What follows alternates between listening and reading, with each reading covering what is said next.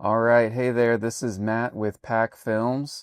I just wanted to kick off our YouTube channel here. I'll record a channel intro video a little bit later, but just wanted to kind of get on the board with a first behind the scenes YouTube video, give you some background on this project.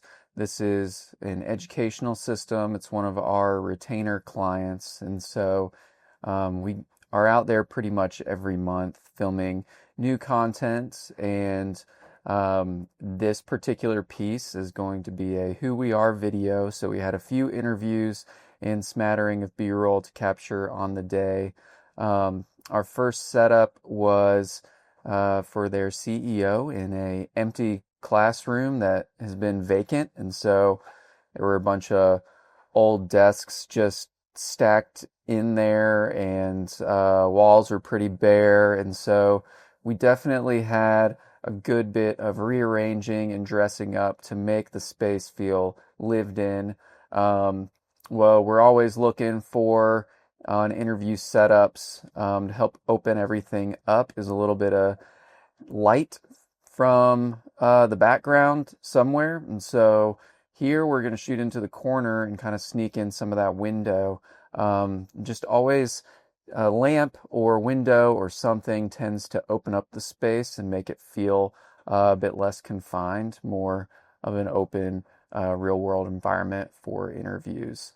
Gear wise on this setup, we're keying with an Intellitek Mega 8. It's a RGB large panel. Sort of a pain to set up sometimes. This is just a two-man team, so you got to kind of pick and choose your battles. But basically, a portable window, large window, and so it's like the easiest interview key light ever. We're going to shoot this on two Canon C70s. We got our Sanken mic going to fly overhead, and then just one other accent light to kind of give some edge on our subject, but that's it. I mean, pretty standard interview setup. The room was a little echoey, so we found these panels to kind of scatter around and absorb a little bit of the sound, but I mean, you gotta love the new tools like Adobe Podcast as far as cleaning up a little bit of noise from the audio and making it feel a little bit more present. After filming our classroom interview, we moved to the hallway to do a few setups with other staff members and other students. We didn't really have time to find additional rooms to stage up. The classrooms were either in use or completely vacant, and so the one we were in at the start, there was really only one direction to look for it to be nice. And so to avoid reusing that, we just shot the hallways in between classes and lit those even more simply. It was just a 2x2 panel, the Amaran F22 as a key light, and then trying to kind of mix up our composition a little bit from interview to interview. But we had to kind of do those in short spurts between classes anyways. And then from there, we moved over to some run and gun B-roll. We had one camera long lens on sticks, the other camera built out on a gimbal. And that's the nice thing about the C70s is that you can run them on gimbal, but also use as an A-cam for the production.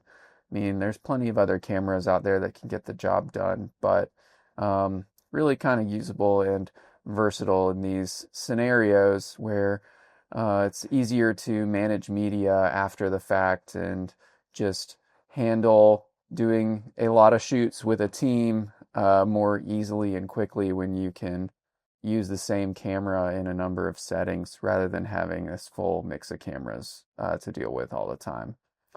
So I'll post a few stills here where you can see some of the resulting interviews. Obviously, the B-roll, the piece hasn't been edited and finalized yet, but This gives you a sample of what you can do with pretty minimal setups for what we came away with.